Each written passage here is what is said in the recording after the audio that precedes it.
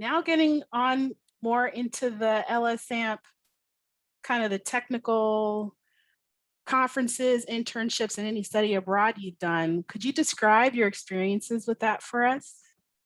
I'll hit on conferences because I've been to a couple, whether I was just attending, a presenter, or a volunteer. Usually these conferences are going to be like 2 to 3 days filled with workshops and presentations of cutting edge research from students and experts like all over the nation. So I think conferences are really important because it's an opportunity for you to network. You're going to be meeting a lot of people in the field that you're interested in, and they're going to be interested in what you're doing too.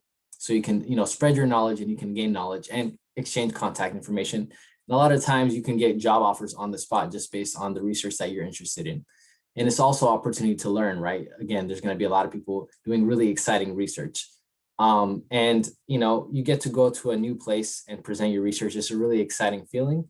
And a lot of the times these conferences are completely free and paid by the program that you're going with.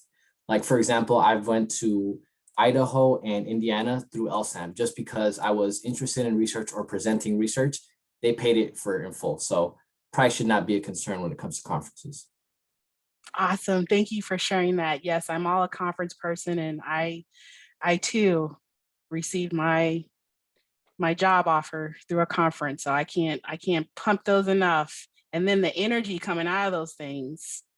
I was part of the NSB, National Society of Black Engineers, completely different when you start seeing a whole thousands of people sharing similar cultural backgrounds in the same space, going for the same types of degrees. So, but this is not about me. Are there any other students from University of Washington who would like to share their experience?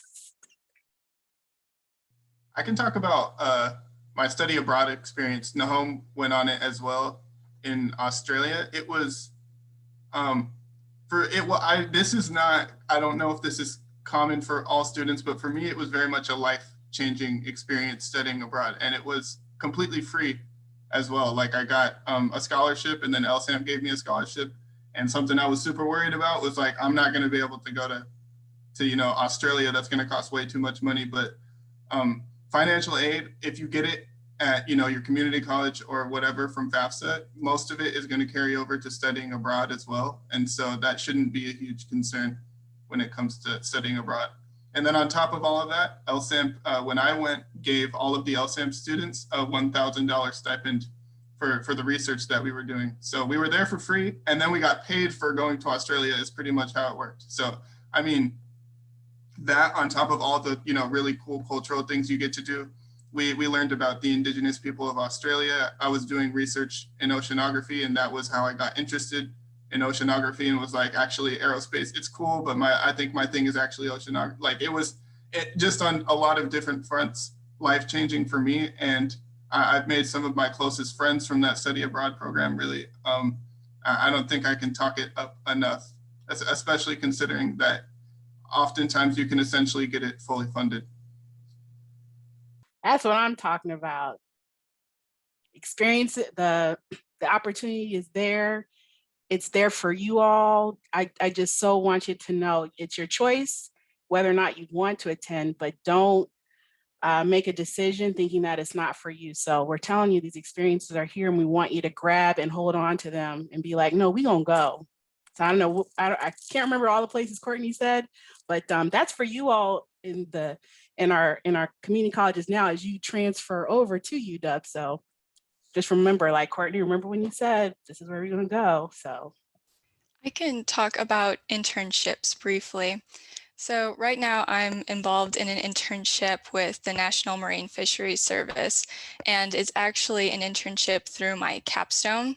So it's kind of a unique experience in that it's like a guided internship. So I have a lot of support mechanisms, thankfully. So I have like my professors and all of my advisors who are able to provide that type of support. And initially I was kind of hesitant about internships and starting that, and it's all very like nerve-wracking, applying yourself, and maybe you'll get accepted to an internship or maybe you won't.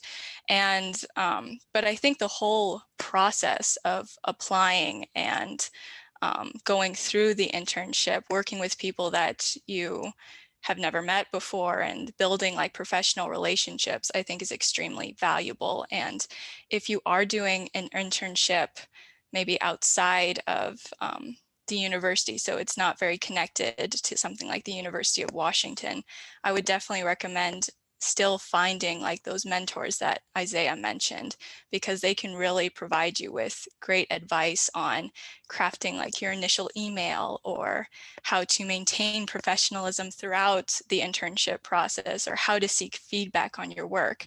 And so that's my current experience with internships, and I would just highly recommend them to anyone who's wanting to seek that professional experience maybe before actually getting involved in a full-time or even part-time career, and to try and hone that internship to your interests, because then you can put that on your resume, or you can just talk about it in future applications, and either way there will be learning experiences from that.